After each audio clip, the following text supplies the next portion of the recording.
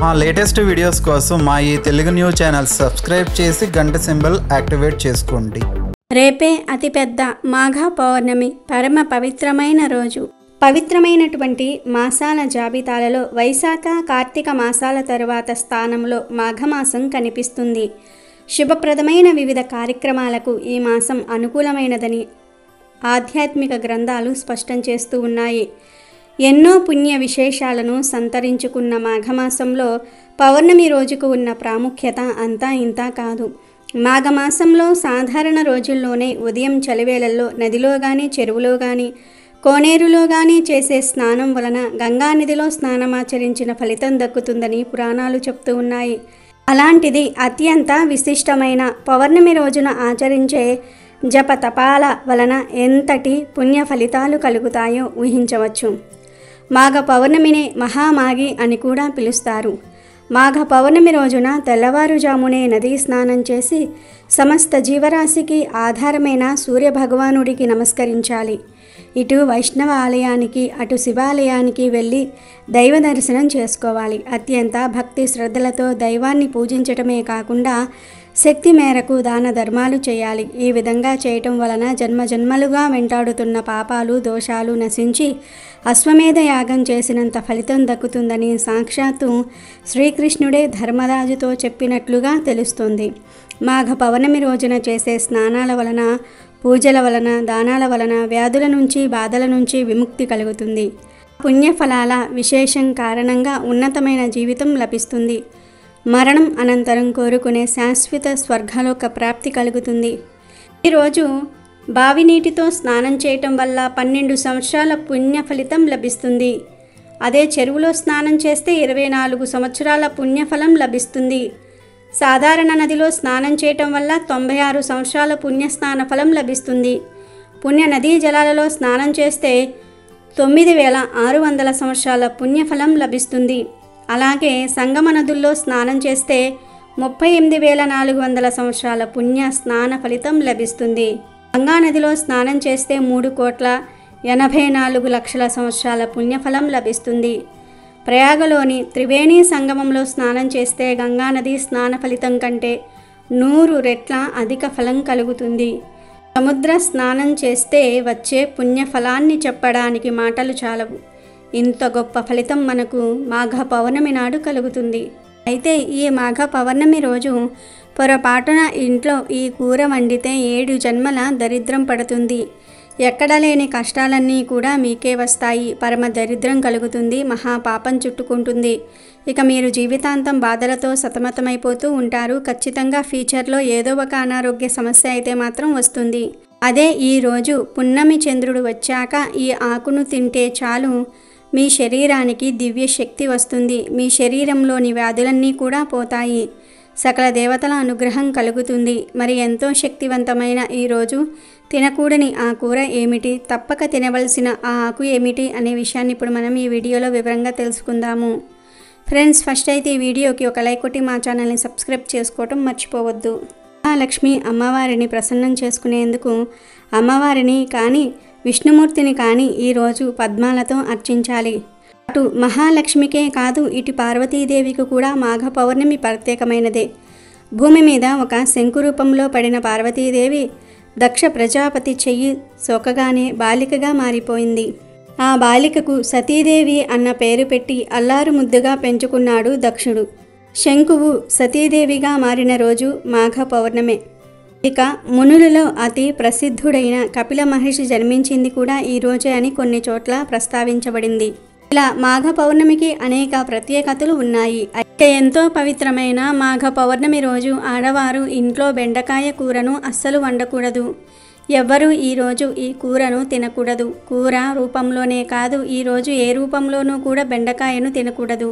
తింటే 7 జన్మల దరిద్రం పడుతుంది. భవిష్యత్తులో చాలా కష్టాలు ఎదురవుతాయి. బెండకాయతో పాటు ఈరోజు మాంసం, కూర, గుడ్లు, చేపలు, రొయ్యలు, పీతలు ఇలాంటి నాన్ వెజ్ ఐటమ్స్ ఏమీ తినకూడదు. కాదని ఈరోజు ఈ పదార్థాలు తింటే ఖచ్చితంగా ఉదర సంబంధిత వ్యాధులు వస్తాయి. ధనమంతా ఖర్చయిపోతుంది. ఇంటికి దరిద్రం పడుతుంది. కాబట్టి మాఘ పౌర్ణమి రోజు ఎవ్వరూ కూడా ఈ కూరలను తినకుండా జాగ్రత్తగా ఉండండి. సాత్వికమైన ఆహారాన్ని మాత్రమే తినండి. ఇక ఈ మాఘ పౌర్ణమి రోజు ఒక ప్రత్యేకమైన ఆకును తింటే చాలు జాతక దోషాలు పోయి రాజయోగం పడుతుందని శాస్త్రాలు చెప్తూ ఉన్నాయి. ఈరోజు చంద్రుడు అత్యంత వెలుగుతో 16 కళలతో ప్రకాశిస్తూ ఉంటాడు. ఈ సమయంలో మీరు ఒక తమలపాకును తీసుకుని దానిలో పంచదారను కానీ చిన్న బెల్లం ముక్కను కానీ కొంచెం తేనెను కానీ కలుపుకొని తింటే మీకు చాలా మంచి జరుగుతుంది.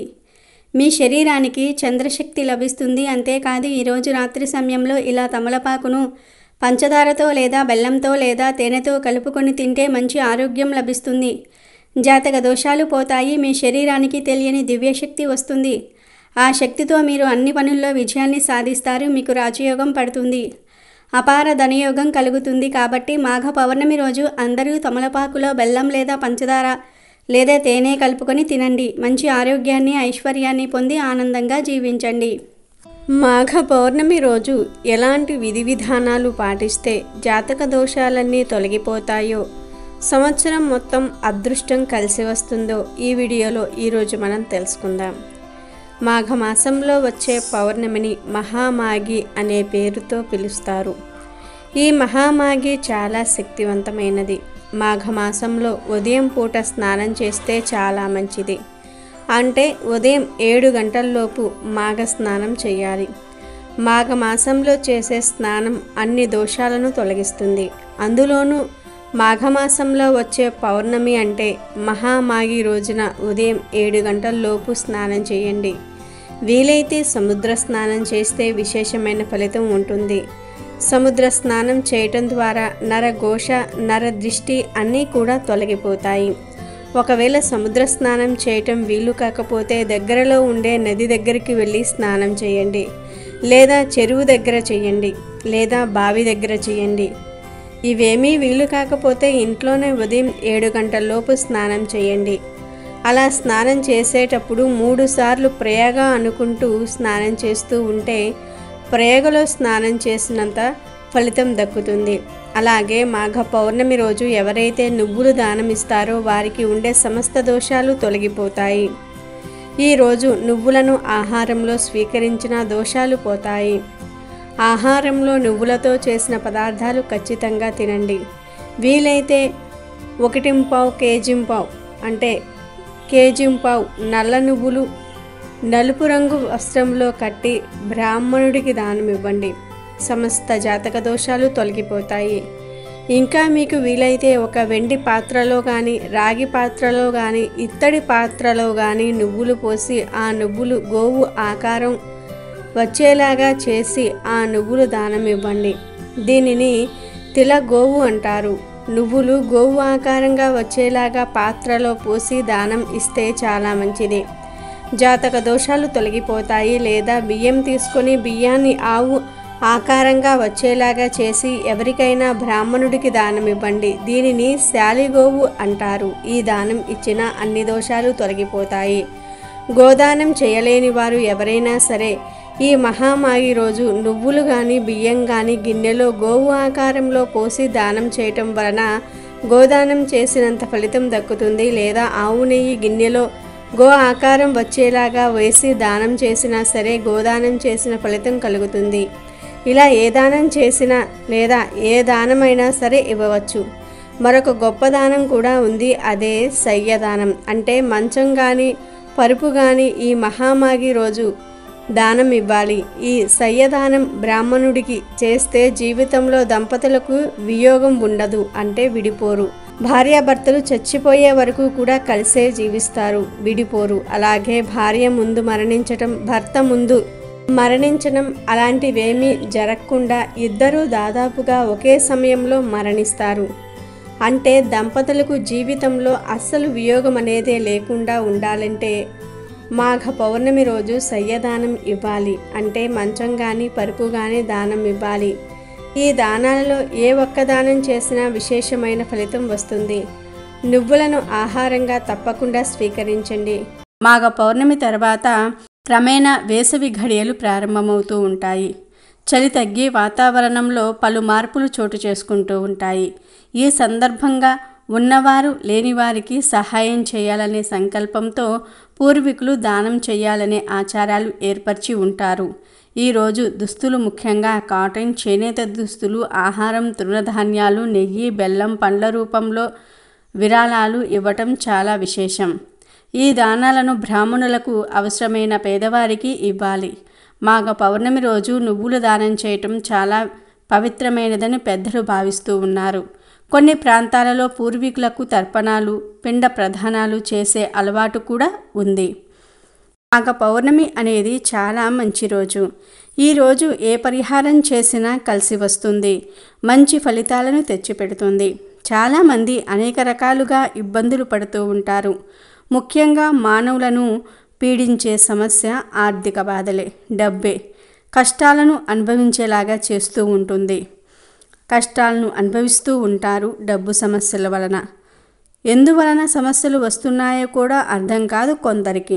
మాఘ పౌర్ణమి రోజు రాత్రి 12 లోపు ఎప్పుడైనా సరే ఈ ఆకులను తెచ్చి గుమ్మానికి కట్టుకుంటే మీ ఇంట్లోని దుష్ట శక్తులు, నకారాత్మక శక్తులు, ప్రతికూల శక్తులు అన్నీ కూడా తొలగిపోయి మీకు ఉండే నరదృష్టి, నరఘోష కూడా తొలగిపోతుంది. అంతేకాదు మీ ఇంట్లోని అశాంతి, ఆర్థిక సమస్యలు కూడా సులువుగా పోతాయి. మరి ఆ ఆకు ఏమిటంటే గార ఆకులు. ఈ మాఘ పౌర్ణమి రోజు గార మండలను తెచ్చుకొని వాటిని దారంతో తోరణంలాగా కట్టుకొని మీ ఇంటి సింహద్వారం వద్ద కట్టండి. ఇలా కడితే ఇంట్లోని నకారాత్మక శక్తులు, నెగటివ్ ఎనర్జీ, దిష్టి దోషాలు, ఆర్థిక సమస్యలు అన్నీ కూడా తొలగిపోతాయి.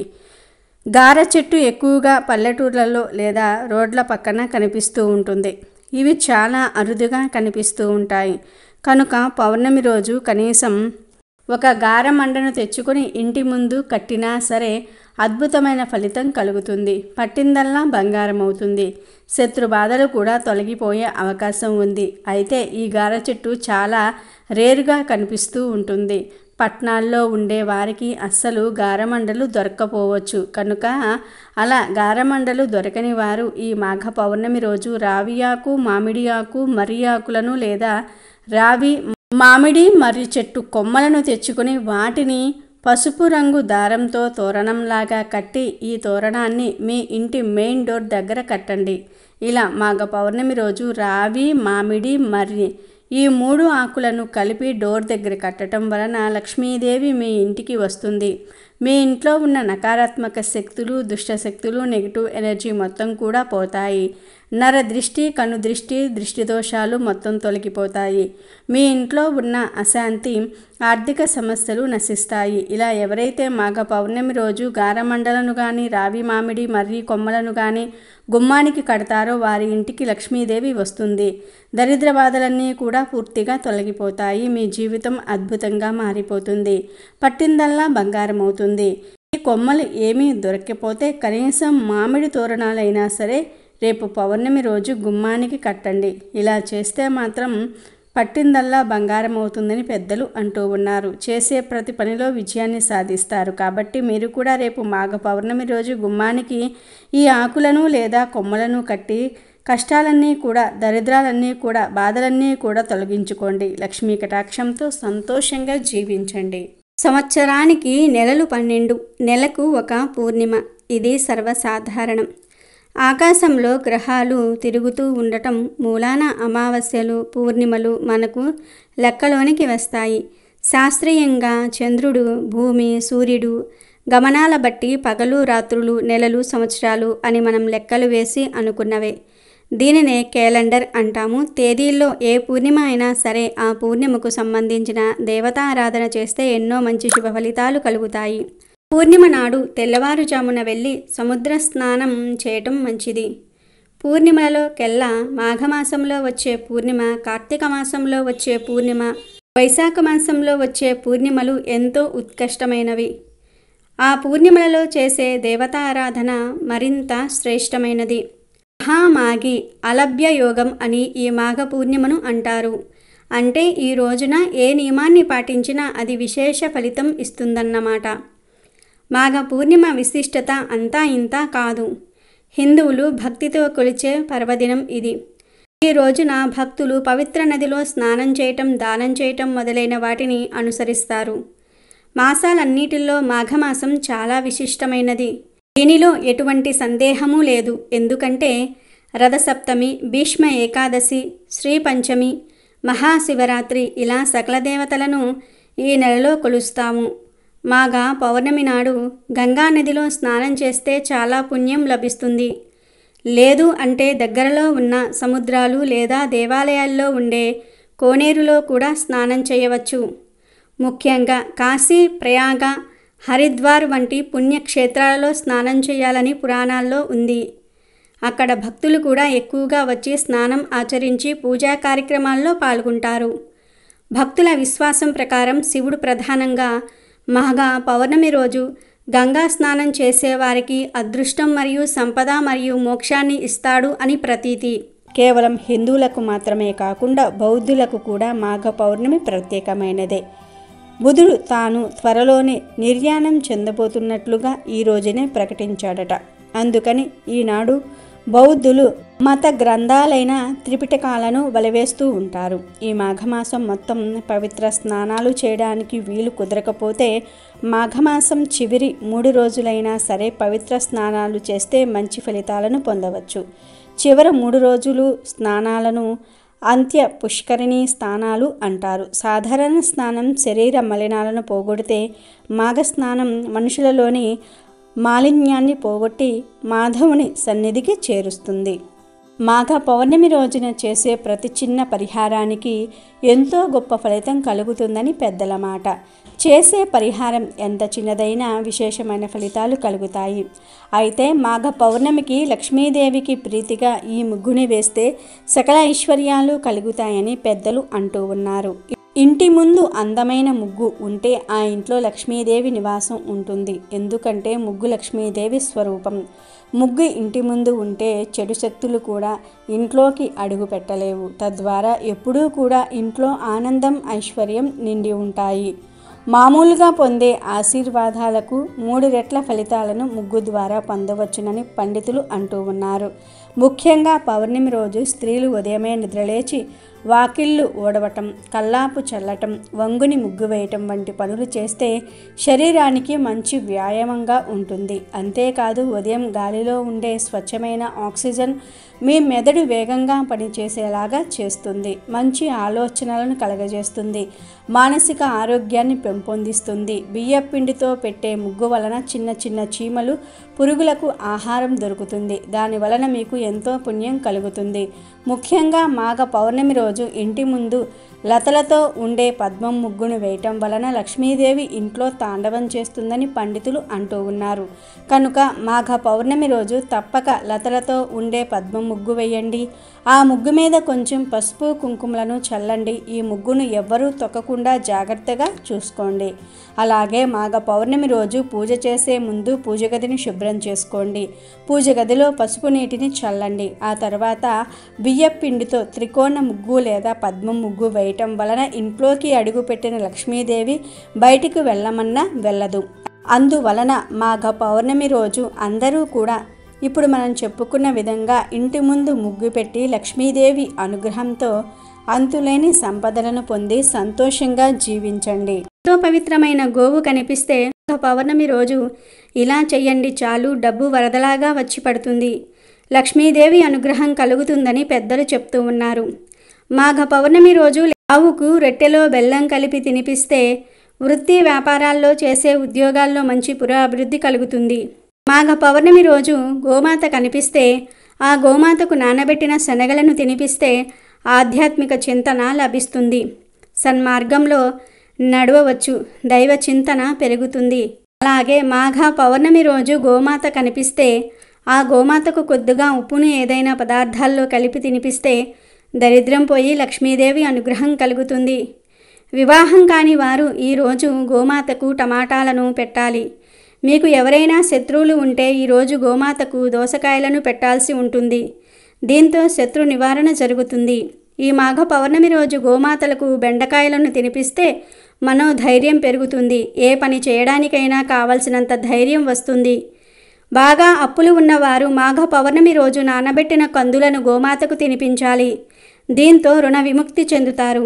మాఘ పౌర్ణమి రోజు కుటుంబంలో కలహాలు ఉన్నవారు అస్తమానం కుటుంబంలో సభ్యులతో గొడవలు పడుతూ ఉండేవారు గోమాతలకు నానబెట్టిన పచ్చిశనగలను తినిపిస్తే ఫలితం ఉంటుంది.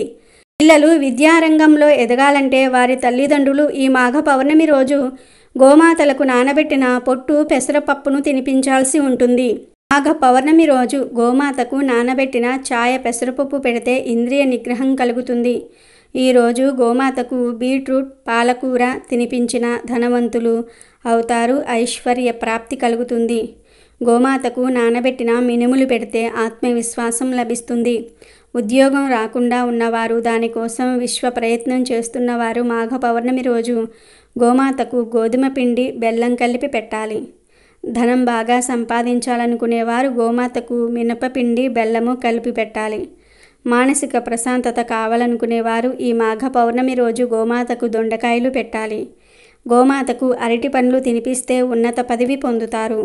సంతానం కోసం వేచి చూస్తున్నవారు ఈరోజు గోమాతకు వంకాయలను తినిపిస్తే ఫలితం ఉంటుంది. వ్యాపారంలో అభివృద్ధిని కోరుకునేవారు గోమాతకు క్యారెట్లను పెట్టాలి. నరఘోష ఉన్నవారు గోమాతకు బంగాళదుంపలను తినిపించాలి. తోటకూర బెల్లం కలిపి గోమాతకు పెట్టినా మానసిక ప్రశాంతతను పొందవచ్చు. గోమాతకు నానబెట్టిన గోధుమలు పెడితే కీర్తి పట్టుదల లభిస్తాయి. నానబెట్టిన బొబ్బర్లను గోమాతకు పెడితే ధనాభివృద్ధి జరుగుతుంది. మాఘ పౌర్ణమి రోజు గోమాత కనిపిస్తే ఆ గోమాతకు నానబెట్టిన ఉలవలు పెడితే వృత్తిలో నిలకడ లభిస్తుంది. ఇలా మాఘ పౌర్ణమి రోజు గోవు కనిపిస్తే ఆయా పదార్థాలను భక్తితో గోవులకు సమర్పించుకుంటే మీకు ఉన్న సమస్యలు సులభంగా పోతాయి. తరతరాలకు తరగని ఐశ్వర్యం వస్తుంది. డబ్బు వరదలాగా వచ్చి పడుతుంది. అమెజాన్లో బెస్ట్ డిస్కౌంట్స్ కోసం వీడియో డిస్క్రిప్షన్లో లింకు ఉంది, చూడండి. అలాగే మా టెలిగ్రామ్ ఛానల్ సబ్స్క్రైబ్ చేసుకోండి.